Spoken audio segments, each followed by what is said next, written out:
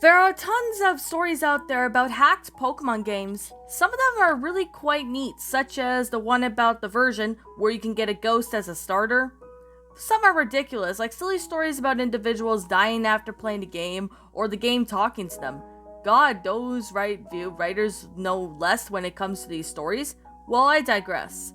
I grew interested in these hacked games that were apparently in any thrift store, on eBay, or handed out by homeless people to a random passerby. I didn't have really much pleasure of meeting these creepy people, so I merely found this out, particularly in the cartridge in the garbage in the trash, where the garbage truck backed into my neighbor's dumpster. I noticed that one of the game that I asked the trash man if I could take it, he didn't seem to mind. It was thrown away after all.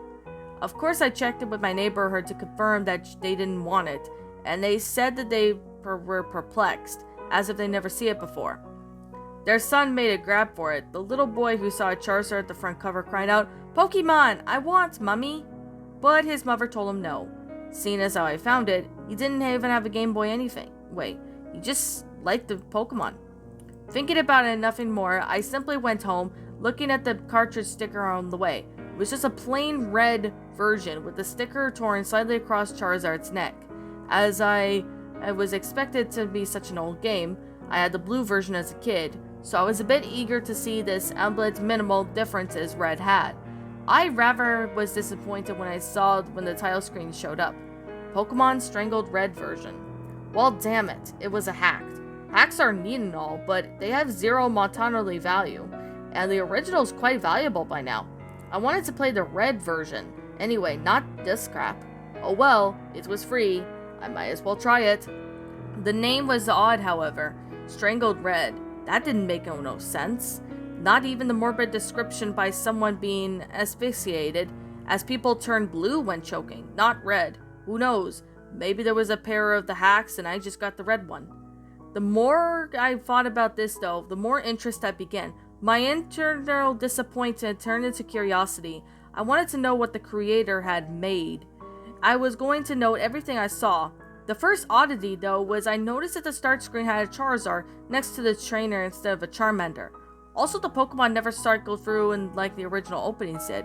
It just stayed on Charizard for even after 5 minutes of waiting. Shrugging, I hit start and noticed that there was no Charizard cry as I did, like if there was supposed to. I saw one of those continue options and I figured so what anyone did with used games to see what the previous owner had done. No. I blinked in surprise. No? What do you mean no? The game wouldn't let me continue no matter what. Thought of this fourth attempt, I heard the Charizard cry, quiet and barely audible. But there, shrugging it off, I decided to just hit new game, like I would have done after checking the old file anyway. The screen then cut to black for a while, and Professor Oak was just standing there starting the theme. There was just nothing at all. Eventually the screen came back on, showing a bedroom with 2 beds, 2 TVs, a computer in the corner. My trainer's sprite was the usual one I could sense in the original red version. I was curious as to why it didn't ask my name, though I was never answered as I opened the pause menu, noticing the trainer's name was Steven. No, this isn't my real name or some stupid crap like that. The game isn't aware or haunted, but at least now that I know of, it just had a name chosen already. Curious, I saw the starter amount of money, no badges. He didn't look like Red though. His hair was longer, almost inching halfway down across Red's usual name, replaced with confident smirk. Honestly, I found this sprite to be much more cooler than Red. Next, I checked out his Pokemon. A single Charmander level 5 named Mickey. Nothing was odd about it, or should I say with her, it started with the name and all. She had been beginning Charmander stats, only knew Scratch and Tail Whip. Basic stuff. The game seemed relatively normal. Returning to the game, I walked to the bathroom, noticing Steven's long hair was present in the back with my trainer sprite. When my back was turned to the camera, I didn't recognize the house, but of course I disintegrated down the stairs to see more. Downstairs was another trainer, who spoke in the instant as it come down. "Mike, you ready yet?" Steven, "Yeah." I assumed this Mike was my rival, pre-decided for me, was a replacement for Blue most likely though. I bought it back to the bedroom having 2 beds, realizing they weren't rivals, they were brothers. They talked back and forth basic Pokemon dialogue, to become a Pokemaster, catch them all, etc. Some of them even before having a little argument over which is better, Charmander or Squirtle. Of course, that leads to the introduction battle, like the one versus Blue in the lab. Simple enough, scratch, tackle, till I won purely for having the first turn. I took note of this a lot better than Steven's sprite, and I looked in the combat than Red's. It was a different pose and his hair looking like it was blowing in the wind. Brief and minor upgrade, but it was still much nicer. I left the house after some time of the banter with my brother, stepping out into Pallet Town theme. Going into the east, I found this was indeed Pallet Town, as the house was simply in the outskirts of the west. I noticed that there was a mysterious grassy field like in the normal Pallet Town. Wandering about, I decided to check on Red's home. His mother was inside when I walked in and talked to her. She commented on how handsome Steven looked, hoping her son would look up to him as a role model someday when he became a trainer himself the next year. Which of course led me to realize that this game took place before the original Pokemon. Red was even upstairs, playing SNES in his room, commenting, "I'm going to be the best too when it's my turn." I was starting to like this hack.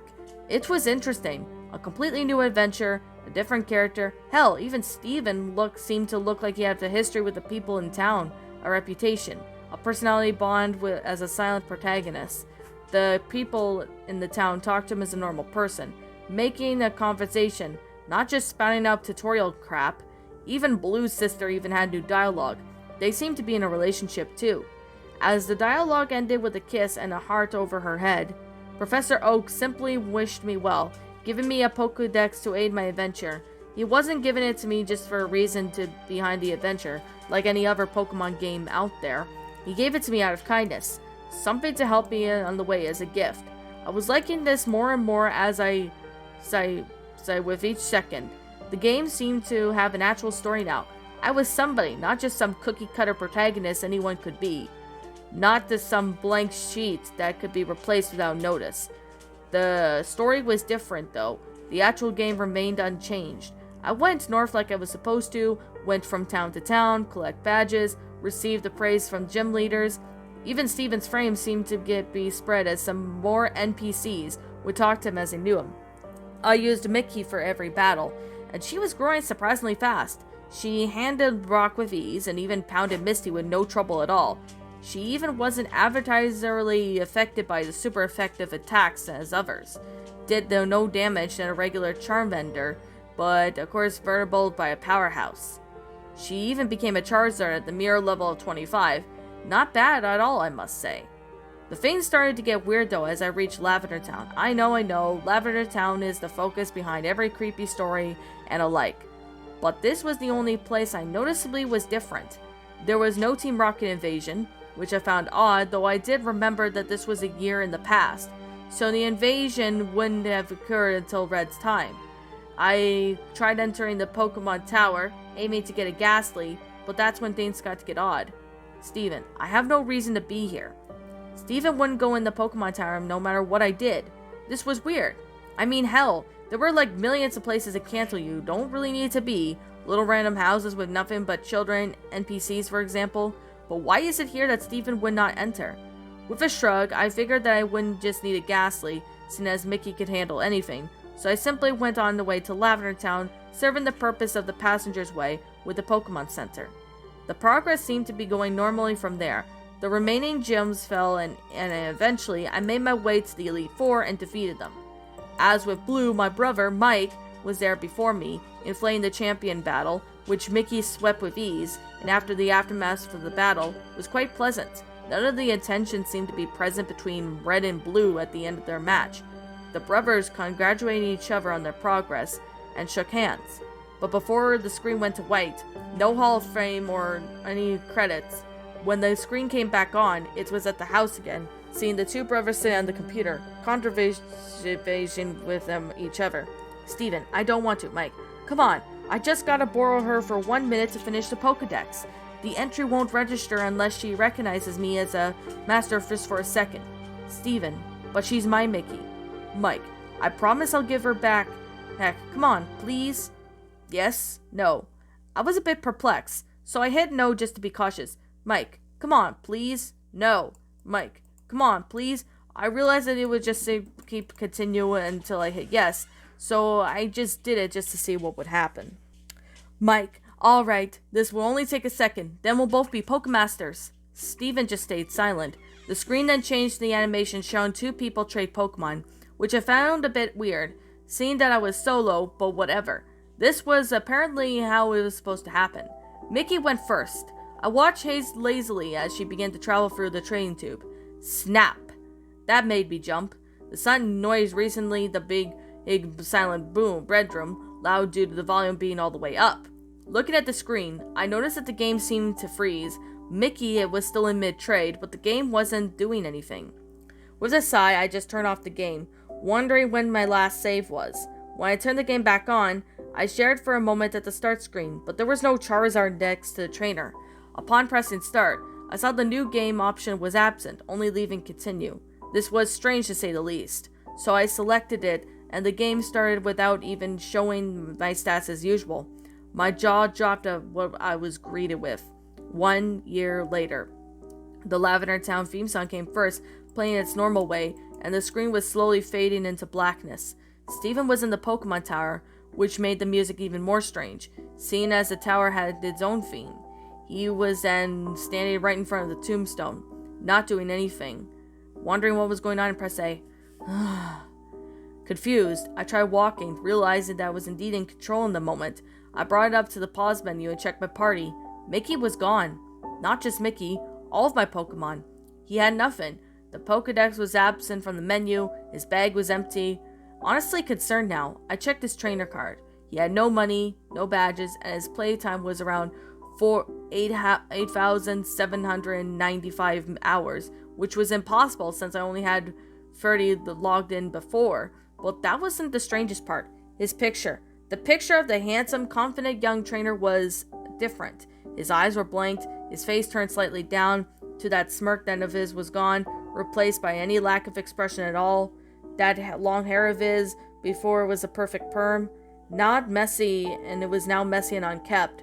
I couldn't look away from him anymore. I closed the menu and tried to move out of the tower, but with each step I took from the tombstone, the screen flickered, like it did when a Pokemon was poisoned. Gulping, I brought up the trainer card again, and his picture was getting worse. With each step I took, he hung his head more and more, and his shoulders slumped, and he bent over. By the time I exited out of the tower, he was on his knees and hands to his face, and hair draped across him. I had guessed already of what was going on, but this clenched it. I began to put some things together in my mind. I had always wondered why there was no champion in the original games beside your rival. Why is it you, the protagonist, had to beat your rival? Just then when I waltzed in, no previous champion challenge.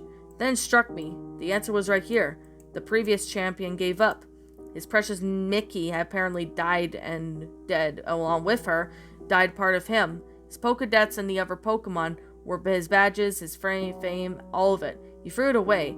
In that year that I missed, the whole year where those hours came from, I even did the math, and there was around 8,765 hours in a year, and add to my many 30 from before, and it matched up. Even so, the game just kept going. This should have been the ending, I thought. I mean, what is there else to do? I had no Pokedex, no Pokemon, nothing. And then what am I supposed to do then? I talked to everyone in the town, but they said similar things. Are you okay? Still mourning, I see. Everything will be alright. Please, is there anything we can do? Steven never replied to them, and they all simply said the same things over and over again. I couldn't put the game down now. This was so strange. Curious, I headed off into the tall grass, and eventually got into a battle with a Rattata. No Pokemon was set out, it was just Steven's sprite. I was wondering how I'd battle. Wild Rattata let you be. The battle ended with nothing happening. This was currently interesting, and it happened with every Pokemon encounter. Wild Pidgey, ignore you. Wild Ponyta wandered off. This music was getting very changed either. No matter where I went, the Lavender Town came from the speakers, following me. Sometimes just slow down slightly. Sometimes not. I searched everywhere, every town, talked to everybody, wondering just what the hell I needed to do. My frustration was mixing with depression and the atmosphere of all this, making this experiment altogether unnerving and uncomfortable. but I couldn't tear off anyway. I was starting to get a bit angry though. Nobody telling me besides giving me condolences and trying to give me terms like lemonade or coffee, which met with, Steven, no. I slapped myself for idiocy, suddenly realizing how likely the answer was in front of me. Pallet Town, of course. That's where I went though, which it took a long time, having to walk. No Pokemon to fly with, no bicycle to ride, and Steven only seemed to move half the regular movement speed. It wasn't much different. At first I tried talking to Oak. These things happen. You were just unlucky. Next I tried Blue's sister. Please, don't leave home again. Red's mom wouldn't even talk to me at all. With nowhere else to go, I went to the west, finding the house from the beginning, which I have never entered since leaving Pallet Town. Inside was Mike, but talking to him was useless. Mike, I'm so sorry. I pondered around for a moment if this was really the ending. Steven doomed to do nothing but roam Kanto in misery, haunted by the memories, forced to listen to everyone's condolences about him. At least that's what the effort I did. I went to the bedroom and walked over to the bed. Steven, I'm going to sleep. The screen faded to black for a moment, but then it faded back in, having the world have a black tint to it. Mike's sprite was just laying on the other bed, assumed that this was night. Steven, I'm going to do it. Do what? Again, I had no idea, trying to inspect everything in the room, but nothing happened. As soon as I left the house, another dialogue. Steven, it can bring her back. It can do anything. What in the hell was it? Something that could do anything? I couldn't for the life of me figure it out. Wandering about, I tried leaving Pallet Town the usual way. Steven, not that way. He wouldn't go any further. I tried the homes. Screw them! I quirked my eyebrow at this, forgetting about this moment that this wasn't a real Pokemon game. The vulgarity just took me off guard.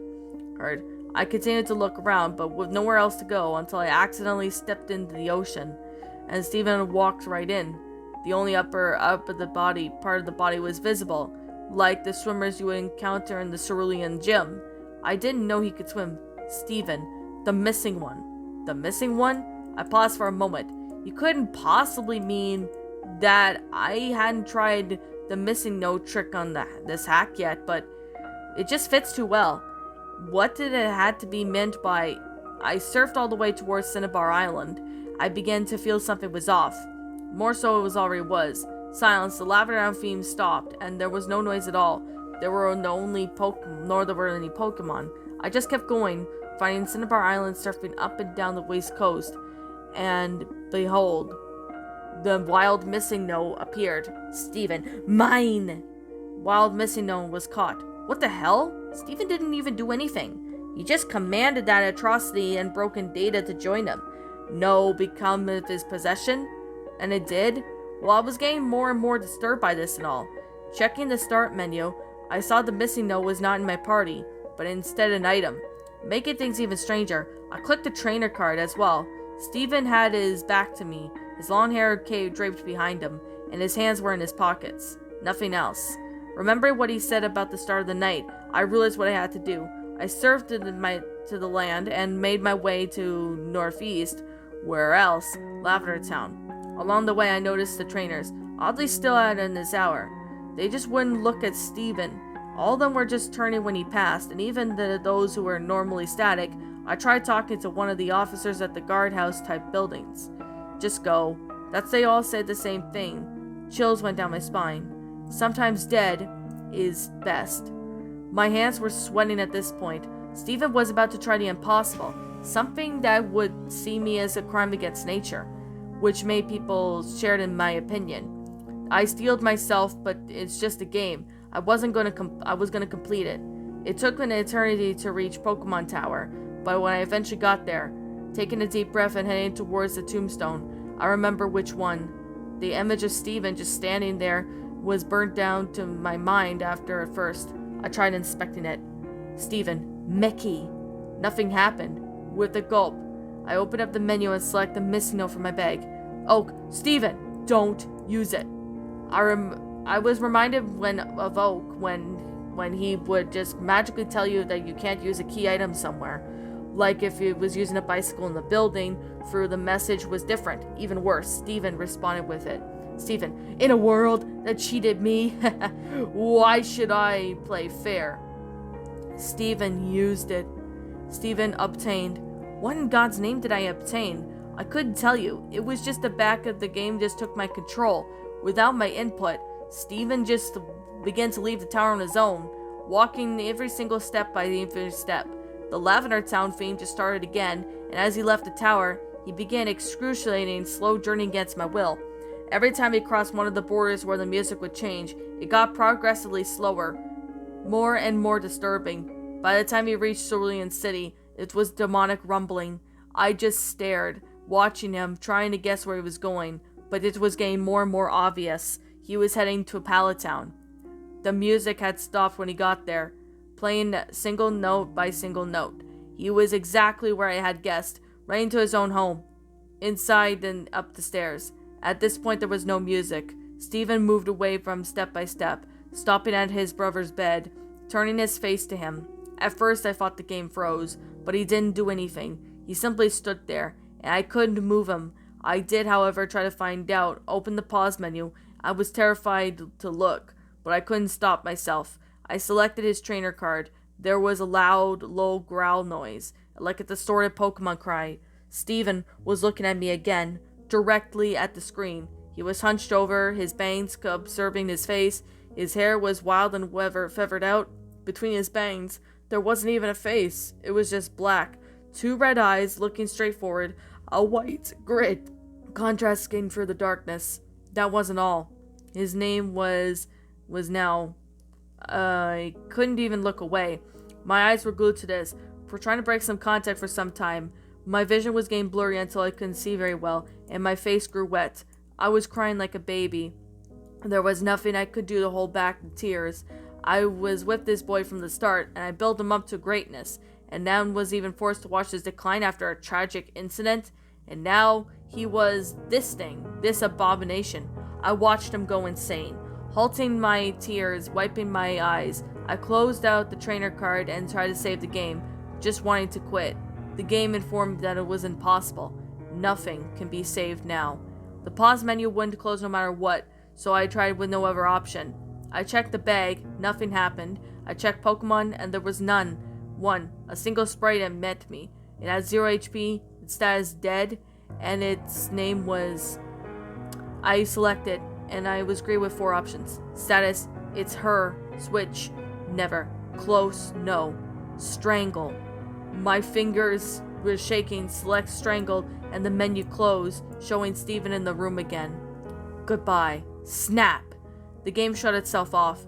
I was dumbfounded and frightened in a bit of shock. I turned it back onto the screen, showing the manic Steven holding a horribly glitched Charizard. I pressed start to continue, but all I saw was a zoom out of Pallet Town, showing Steven's home in the west, tall grass surrounding it, for those unmovable stones blocking from the rest of the town.